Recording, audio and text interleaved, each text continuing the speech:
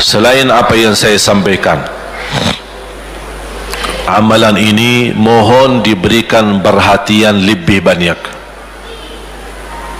Sederhana, mudah, tapi manfaatnya luar biasa. Amalan itu adalah bersalawat kepada Nabi Muhammad sallallahu alaihi wasallam.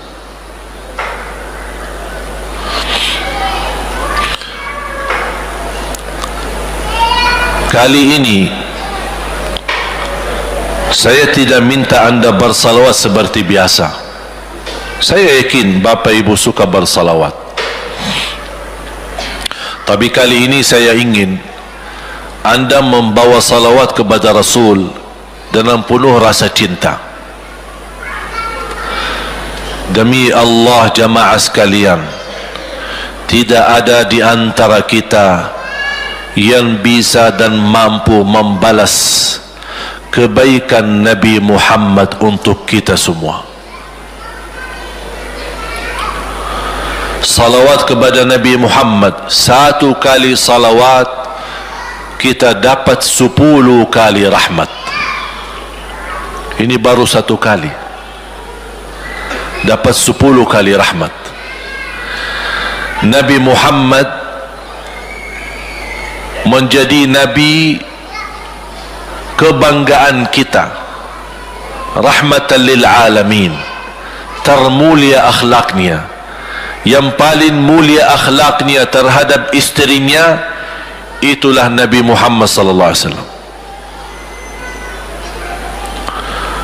Setiap malam saya suka minta maaf sama istri saya. Saya sampaikan, mohon maaf, saya belum mampu menjadi semulia akhlak Nabi Muhammad sallallahu alaihi wasallam.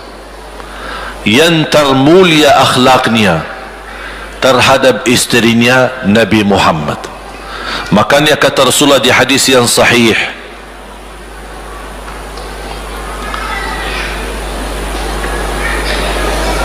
ahsanun nasi akhlaqan ahsanukum li ahli. Yang paling laki-laki yang termulia adalah laki-laki yang termulia akhlaknya terhadap istrinya. Dan Rasul juga bersabda, dan akulah yang termulia terhadap istri-istriku. Nabi Muhammad itu bukan hanya dengan salawat kita dapat 10 kali rahmat, tapi kita dengan bersalawat kepada beliau dijamin kita dapat syafaat beliau di hari kiamat. Bahasa syafaat yang kita semua sudah tahu, semua berkeinginan mendapatkan syafaat, dan semua berdoa mengharapkan syafaat Nabi Muhammad sallallahu alaihi wasallam.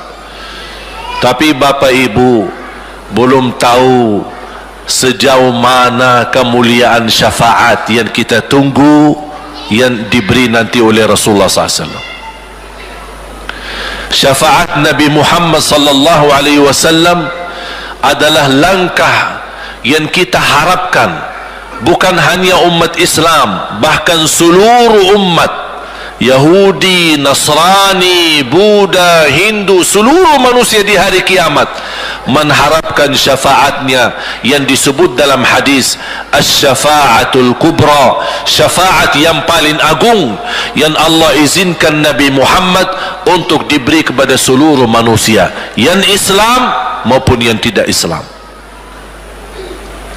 Karena di saat hari kiamat seluruh makhluk Allah subhanahu wa ta'ala, seluruh manusia, bahkan bangsa jin, semuanya berdiri habis dibangkit oleh Allah subhanahu wa ta'ala, semuanya berdiri di hadapan Allah menunggu hisab dimulai lebih dari 50.000 tahun. Bisa enggak terbayang berdiri berapa lama? 50.000 tahun. Dan semuanya keadaan laki dan perempuan sebagaimana baru dilahirkan. Bisa enggak Bapak Ibu terbayang? Sekarang mohon maaf, ibu-ibu yang begitu berjilbab, pakaiannya yang rapi dan sopan, Masya Allah, tertib, bersih, make up, cerah mukanya, bisa menarik perhatian. Betul enggak? Bagaimana di hari kiamat? Semuanya di satu tempat, disamakan, laki sama perempuan campur, dan semuanya dalam keadaan sebagaimana baru dilahirkan, tidak berpakaian apa-apa. Ketika Rasul menceritakan kepada Siti Aisyah pun kaget. Ya Rasulullah, laki dan perempuan sama-sama. Kefikiran Siti Aisyah kemana? Malu dilihat oleh orang. Apa kata Rasulullah SAW? Wahai Aisyah, di saat itu kesibukan manusia pandang kepada Allah Subhanahu wa ta'ala, menunggu hisab lebih daripada kefikiran yang lain. Bisa enggak terbayang? Saya yakin tidak bisa terbayang. Mohon maaf, apapun kesibukannya, biarpun dahsyat yang menarik perhatian, tetap ada kesempatan masih cuci mata. Betul enggak?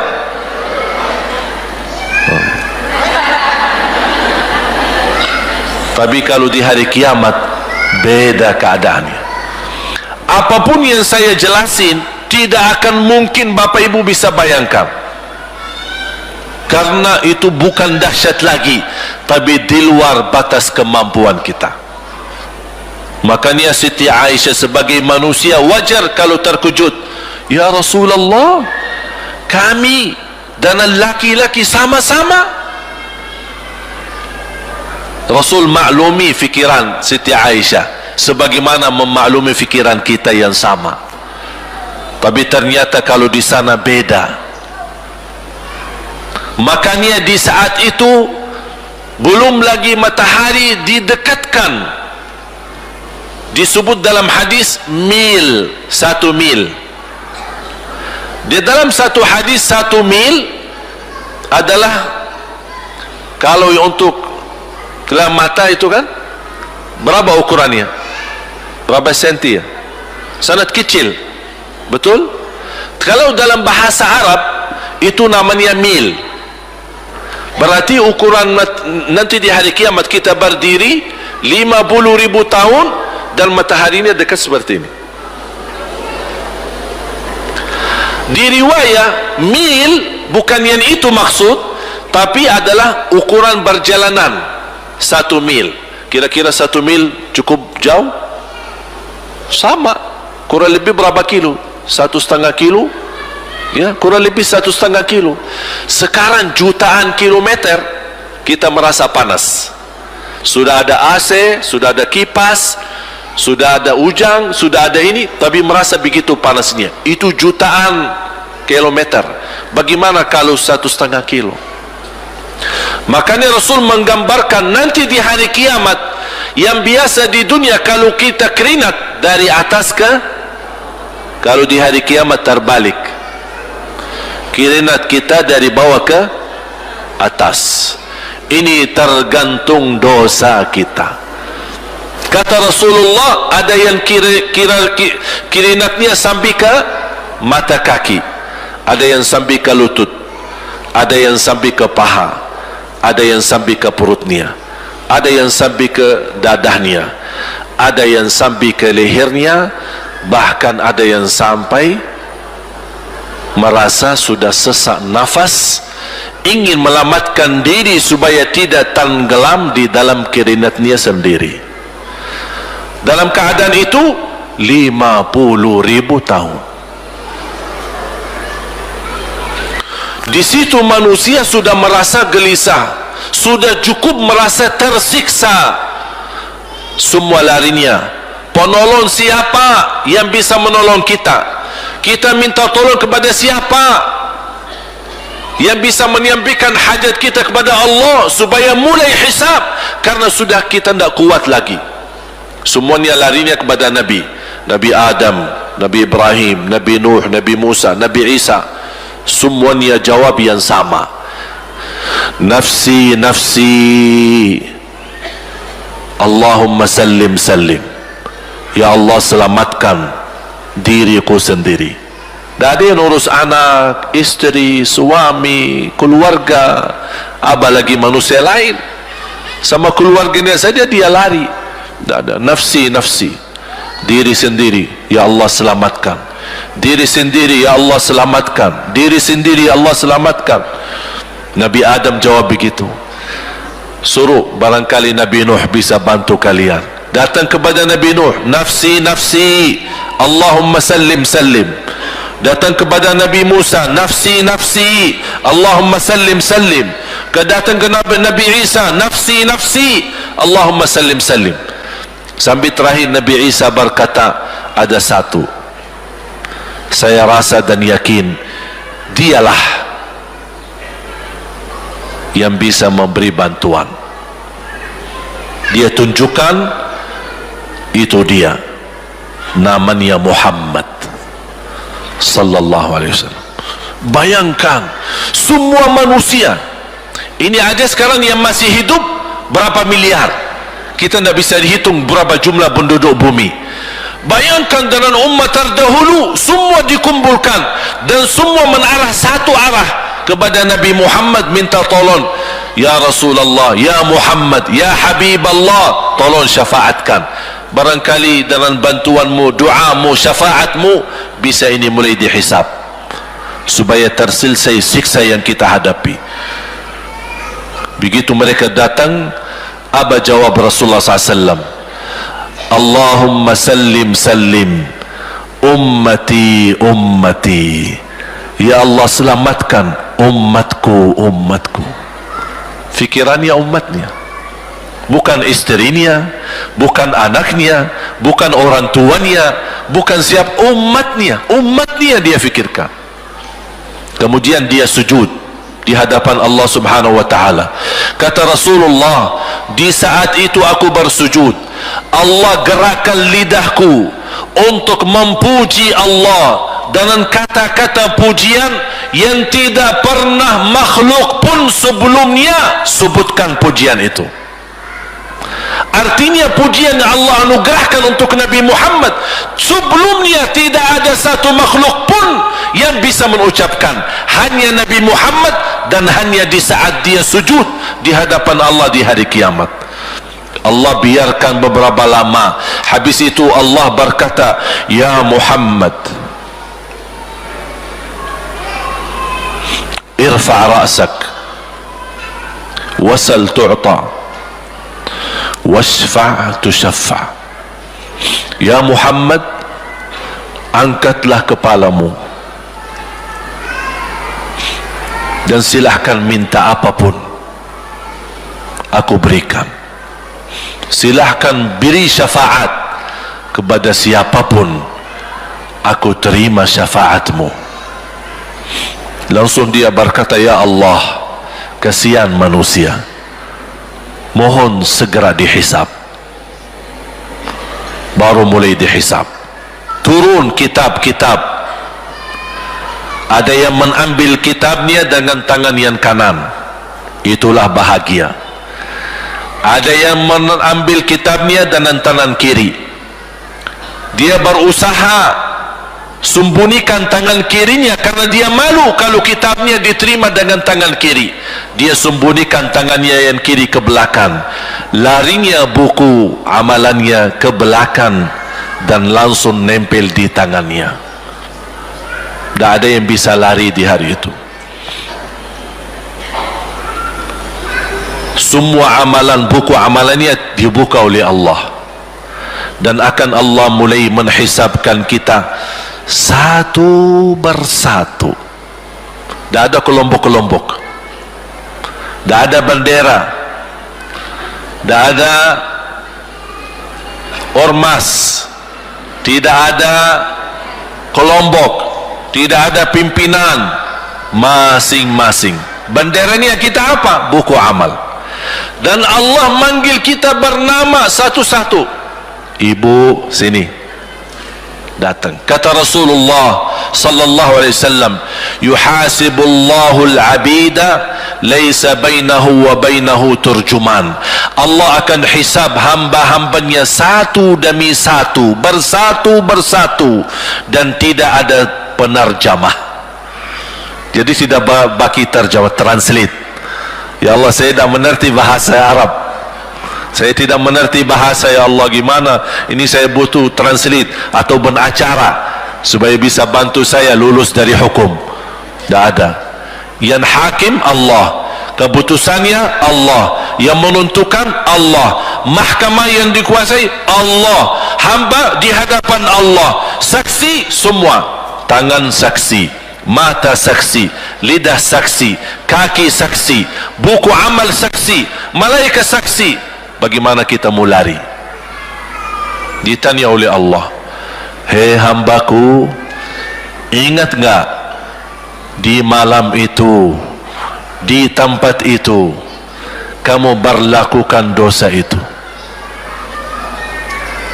Seorang hamba yang masih memiliki iman, dia merasa dan ingat, dan dia merasa malu, dia tunduk kepalanya.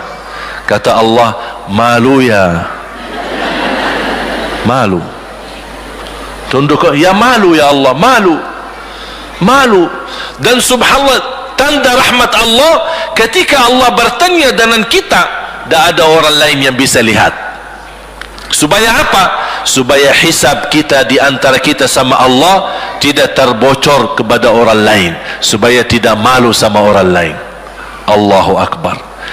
Habis kita sudah raku diri, ya Allah, saya ingat dan saya rasa salah dan saya malu. Apa kata Allah? Waktu itu kamu lakukan dosa itu, aku tutupi. Aku tutupi, tidak ada yang tahu. Kita lakukan dosa ini udah sekian tahun, ada yang tahu nggak? Tidak ada yang tahu, karena kita lakukan di saat sembunyi. Kata Allah, di saat itu kamu lakukan dan kamu tahu itu dosa, tapi aku tutupi supaya kamu jangan menjadi malu di depan keluarga atau di depan sahabat. Aku tutupi. Dan aku sekarang sudah menutupi dosamu di dunia, dan sekarang aku hapuskan dan ampuni dosamu di akhirat. Allahu Akbar. Disitulah terasa anugerah ampunan Allah yang maha kuasa. Dan Allah di saat itu mampu menghukum kita. Dan kalau Allah menghukum kita, Allah tidak pernah menzalimi kita. Justru itu keadilan Allah. Tapi Allah tidak memperlakukan keadilannya, justru yang mendahulukan ampunan dan kasih sayangnya. Habis selesai hisab, harus semua tanpa kecuali liwati neraka Jahannam di atas sirat. Sirat yang panjang, yang kejam seperti pedang, yang tipis sampai tidak bisa dilihat oleh mata. Katanya tipisnya seperti, subhanallah, imam bisa jalan di atas rambutnya. Kejam lagi, masuk di atas serat, terus jalan. Di saat itu ada doa yang ia melamatkan kita sampai menuju surga. Nabi Muhammad sallallahu alaihi wasallam, dia sudah duluan.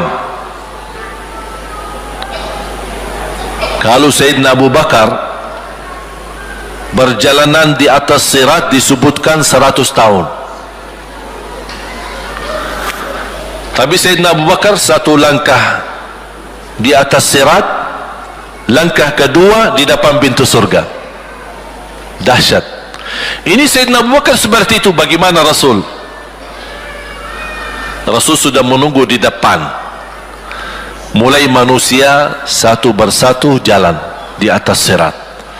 Dan Rasul di saat itu sibuk berdoa, Allahumma sallim sallim, ya Allah selamatkan umatku, ummati ummati, ummati ummati,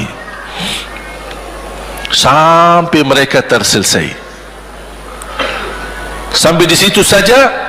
Sebelum masuk surga ada berita gembira untuk umatnya Nabi Muhammad sallallahu alaihi wasallam. Tidak boleh ada yang masuk surga harus berjumpa dengan beliau dulu, tabah muka, dan disediain minum yang disebut air Al-Kautsar, dan di situ banyak gelas. Tinggal kita ambil gelas dan minum. Begitu kita mau ambil gelas dan minum, datang Rasul, jangan kamu minum langsung dari tanganku sendiri. Barang siapa yang minum dari tanganku tidak akan haus selama-lamanya. Allahu Akbar. Di situ terasa kemuliaan. Begitu kebahagiaan kita bertemu dengan Nabi Muhammad dan bisa langsung minum dari tangan Nabi Muhammad sallallahu alaihi wasallam. Bukan hanya begitu saja, bahkan Nabi Muhammad memegang tangan kita, mengajak kita masuk 8 pintu surga. Ada 8 pintu. Rasul bersabda, satu pintu luasnya seperti antara langit dan bumi. Satu pintu antara langit dan bumi luasnya. Dan kata Rasulullah, di saat itu akan manusia gesa-gesaan untuk masuk surga. Itu tanda apa? Banyak yang akan masuk. Mudah-mudahan kita terhitung dari yang banyak. Begitu ahli surga masuk, kira-kira Rasul berhenti? Ahli surga sudah masuk, sudah aman? Tidak.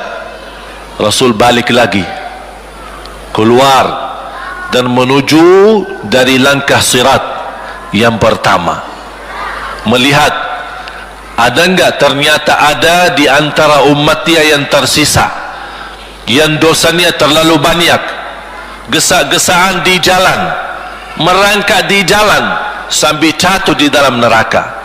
Rasul mana mereka? Masuk ke neraka. Kata Allah subhanahu wa ta'ala, melihat keadaan Nabi Muhammad SAW, apa yang dibutuhkan lagi? Kata Rasul, ya Allah, saya tidak akan puas masuk surga sampai hamba-hambamu yang ada di neraka, umatku, diselamatkan. Allah subhanahu wa ta'ala mengizinkan Nabi Muhammad keluarkan dari neraka. Dia keluarkan. Sudah cukup ya Nabi Muhammad? Tidak cukup ya Allah, masih ada lagi. Diambil lagi, dikeluarkan, diambil lagi, dikeluarkan. Artinya dari umat Nabi Muhammad yang masih banyak dosanya, yang masih banyak kelewatannya sama Rasulullah, yang tidak pantas memberi kemuliaan kepada Rasulullah SAW, dapat pula syafaatnya Nabi Muhammad. Yang tidak pernah memberi tanda sayang dan cinta kepada Rasul, dapat rasa sayang dan cinta Nabi Muhammad SAW.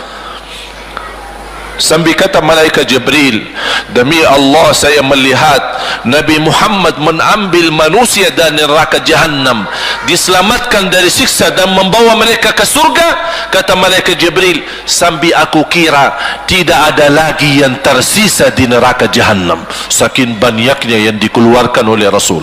Itu syafaat Rasul sallallahu alaihi wasallam.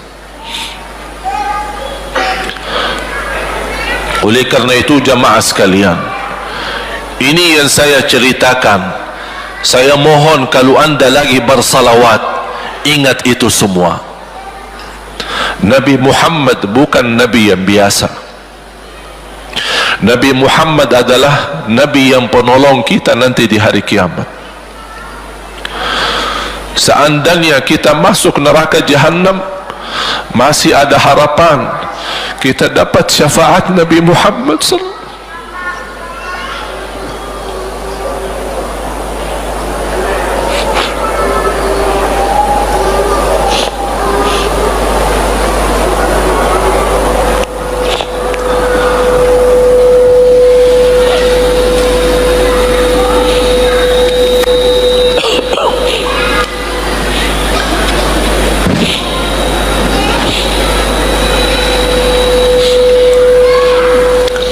Yang masuk neraka saja dapat syafaat Rasul. Jadi sejauh mana kita bisa mencintai beliau, sejauh mana kita minat mempelajari kehidupan beliau, sejauh mana kita mengenal sunnah-sunnah beliau. Di zaman ini, umat yang paling bodoh terhadap beliau kita, umat Islam. Kita umat Islam banyak hal yang tidak tahu tentang beliau, tidak tahu bagaimana perjuangan beliau, bagaimana doa beliau untuk kita, bagaimana kesedihan beliau kalau ada di antara kita yang kena musibah atau keburukan, apalagi masuk neraka. Siti Aisyah radhiyallahu anha,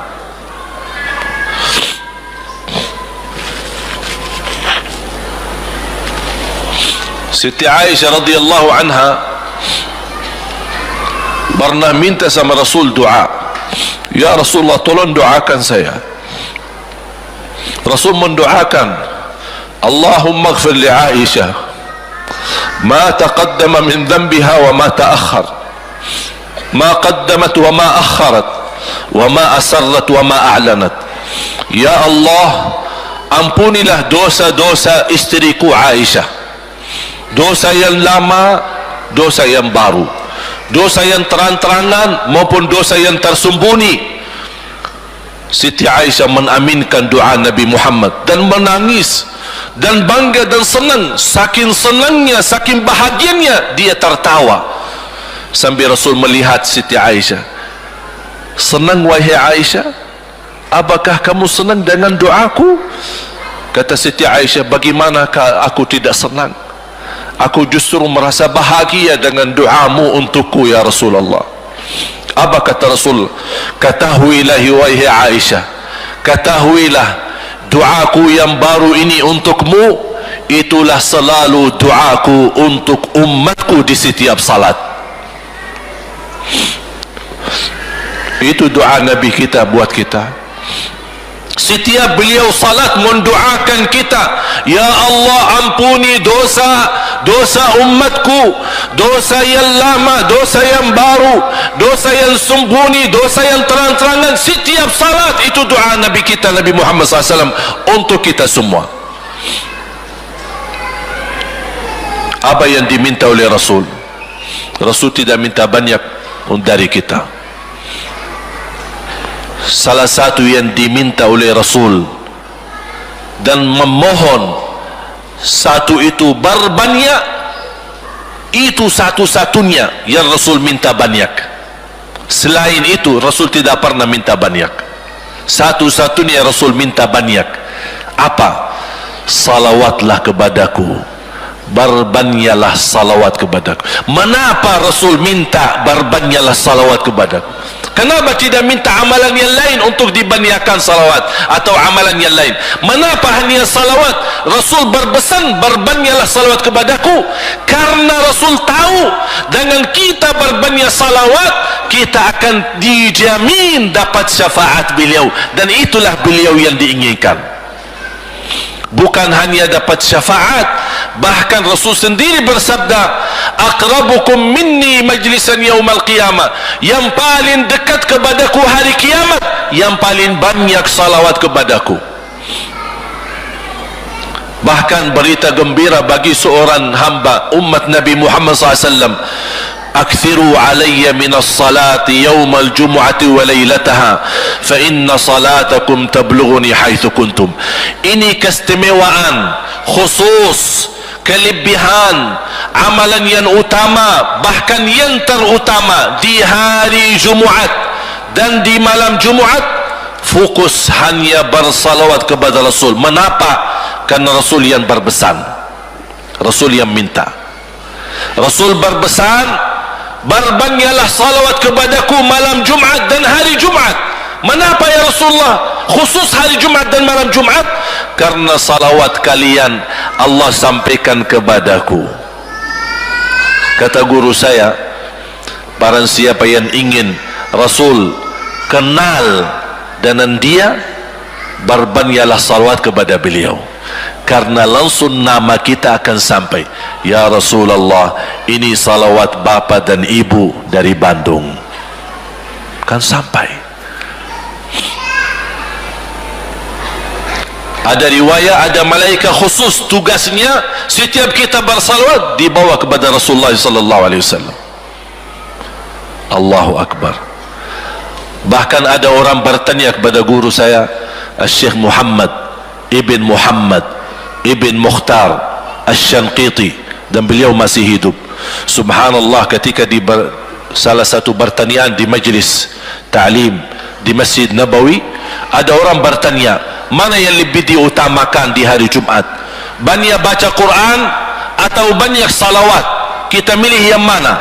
Beliau menjawab dengan jelas, dengan tegas, di hari Jumat dan malam Jumat lebih utama banyak salawat daripada banyak baca Quran. Mengapa? Karena kata beliau, karena itulah permintaan Rasul sendiri, berbanyaklah salawat kepadaku di hari Jumat dan di malam Jumat. Dan banyak riwayat yang lain. Kalau saya sebutin manfaat, keutamaan salawat kepada Rasul, lebih daripada 100 manfaat. Menghilangkan kesusahan, memberi kemudahan lunasi hutang, menyembuh penyakit, menjamin ampunan dosa, mendapat 10 rahmat, mendapatkan syafaat Rasul, posisi kita semakin mulia. Setiap kali kita salawat semakin naik darajat kita. Barang siapa yang salawat kepadaku 10 kali, dapat 10 kebaikan, dapat 10 rahmat, dihapus 10 kejahatan, dan naik 10 darajat, dan di akhirat dapat syafaatku. Luar biasa. Hadis yang terakhir, Ubay bin Ka'ab radhiyallahu anhu berkata, ya Rasulullah, aku suka berdoa. Karena salawat, arti salawat adalah doa. Arti salawat, doa. Ya Rasulullah, aku suka berdoa.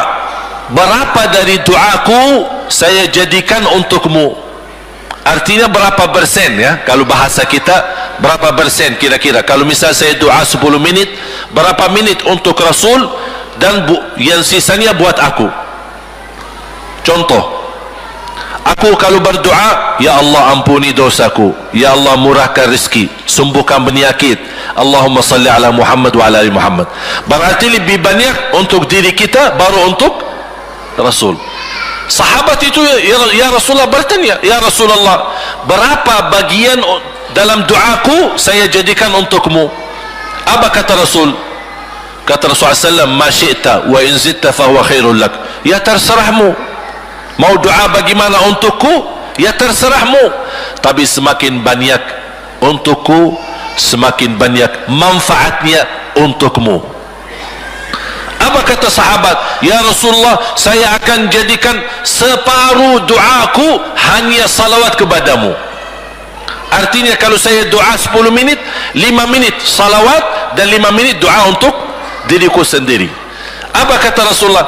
Terserahmu, wa in zitta fahuwa khairul lak. Kalau kamu berani tambah, itu jauh lebih baik untukmu.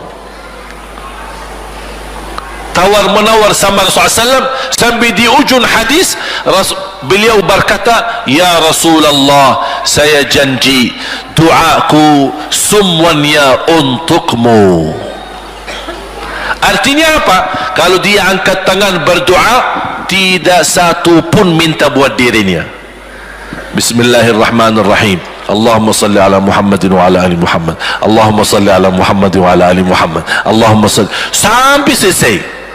Tidak minta ampunan, tidak minta rezeki, tidak minta sehat, tidak minta keturunan, tidak minta apa-apa, hanya fokus dengan salawat. Karena dengan salawat apa yang kita niatkan terkabul.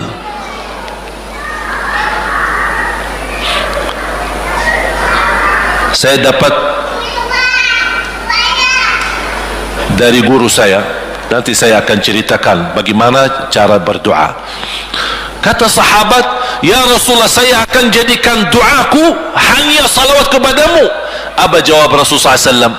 Idzan taf'al yukfa hammuk wa yughfaru dhanbuk wa tuqda hajatuk. Kalau kamu lakukan hanya doamu, hanya salawat kepadaku, akan dihilangkan segala kesusahan, diampuni segala dosa, dan dikabulkan segala hajat. Kata ulama, apa yang diharapkan oleh manusia? Hidup di dunia tambah susah dan hidup di akhirat tambah dosa. Betul? Itulah kita dapat dengan salawat kepada Nabi Muhammad SAW. Berdoa, ketika anda berdoa, contohnya seperti ini. Setiap anda berdoa, biasa mulai dalam bismillah dan memuji Allah Subhanahu wa ta'ala. Cukup satu kata memuji Allah dalam segala pujian, alhamdulillahi rabbil alamin. Segala puji bagi Allah. Ini mewakili semua pujian yang lain. Asmaul husna, segala sifat agung, segala kemuliaan diwakili oleh satu kata, alhamdulillahi rabbil alamin. Kata sederhana, kata tidak terlalu panjang, tapi maknanya sangat luas. Oleh karena itu boleh diulangi berkali-kali, alhamdulillahi rabbil alamin, alhamdulillah, sampai benar-benar merasa di hati. Karena ini ucapan mewakili segala pujian yang kita ingin sampaikan kepada Allah. Karena ada pujian yang kita ingat, ada pujian kata-kata yang kita tidak hafal, dan alhamdulillahi rabbil alamin mewakili segala pujian kepada Allah Subhanahu wa ta'ala. Kemudian bersalawat, Allahumma salli ala Muhammadin wa ala ali Muhammad kama sallaita ala Ibrahim wa ala ali Ibrahim innaka Hamidum Majid. Silakan doa, ya Allah ampunilah dosaku. Allahumma salli ala Muhammadin wa ala ali Muhammad, ya Allah sembuhkan penyakitku. Allahumma salli ala Muhammadin wa ala ali Muhammad, ya Allah berikan kepada aku anak yang salih salihah. Allahumma salli ala Muhammadin wa ala ali Muhammad. Jadi setiap langkah doa diawali dan diakhiri salawat. Faham? Subhanallah, wallahi dahsyat. Saya tidak bisa cerita apa lagi. Mau cerita apa lagi? Wallahi dahsyat.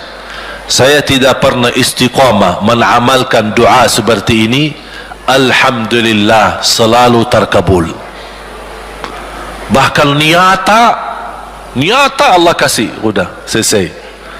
Wallahi jamaah sekalian, salawat kepada Nabi Muhammad bukan budaya, bukan kebiasaan, tapi amalan yang sangat manfaat buat keselamatan kita, kebahagiaan kita di dunia maupun di akhirat. Bahkan keselamatan buat anak kita, salawat kepada Nabi Muhammad SAW. Terakhir sekali lagi, ketika anda bersalawat, apa yang saya cerita tadi tolong dihadirkan dalam fikiran. Siapa Nabi Muhammad itu? Nabi Muhammad penolong kita di hari kiamat. Nabi Muhammad yang membawa syafaat untuk kita. Nabi Muhammad yang menunggu kita di surga. Nabi Muhammad yang membela kita di saat kita berdiri di hadapan Allah. Nabi Muhammad yang akan membantu mendoakan kita saat jalan di atas sirat. Nabi Muhammad yang mendampingi kita nanti ketika kita minum dari air Al-Kautsar. Nabi Muhammad yang menemani kita masuk ke dalam surga. Nabi Muhammad yang tidak pernah lupa sama kita. Makanya ketika anda bersalawat dan membawa perasaan dan membawa penghayatan ini, insya-Allah jemaah sekalian akan terasa, ya Allah, ternyata indahnya salawat kepada Rasul, karena sudah kontak di hati. Apalagi kalau anda begitu salawat dan salam, Rasul jawab kita, Waalaikumsalam ibu. Tapi cuma kita tidak dengar. Dia dengar salawat kita, dia dengar salam kita, tapi kita tidak mendengar jawab beliau. Allahu Akbar. Wallahi kalau bisa kita rasakan, wallahi ibu bapak akan sendiri menangis tambah merasa sendiri. Kok tiba-tiba nangis, kok tiba-tiba kok tidak bisa tahan diri. Karena Nabi Muhammad itulah yang semestinya sudah menguasai hati kita, sudah ada di hati kita, sudah mempenuhi rasa cinta di dalam hati kita. Makanya kata Rasulullah, tidak sempurna iman seorang sampai dia mencintaiku lebih dari ibunya, lebih dari bapaknya, lebih dari anaknya, lebih dari hartanya, bahkan lebih dari dirinya sendiri. Baru sempurna imannya. Bagaimana kita bisa mencapai kesempurnaan iman seperti ini? InsyaAllah dengan bersalawat, dengan membawa perasaan, membawa kehadiran cerita-cerita yang sama-sama kita belajari, baru akan terasa di dalam hati posisi Nabi Muhammad akan semakin besar, semakin mulia di hati kita. InsyaAllah semakin mulia di hati kita, InsyaAllah akan semakin semangat beribadah, semakin semangat mendekati, semakin semangat mempelajari, dan semakin insyaAllah menjadi baik di mata Allah, dan insyaAllah baik di mata manusia. Amin.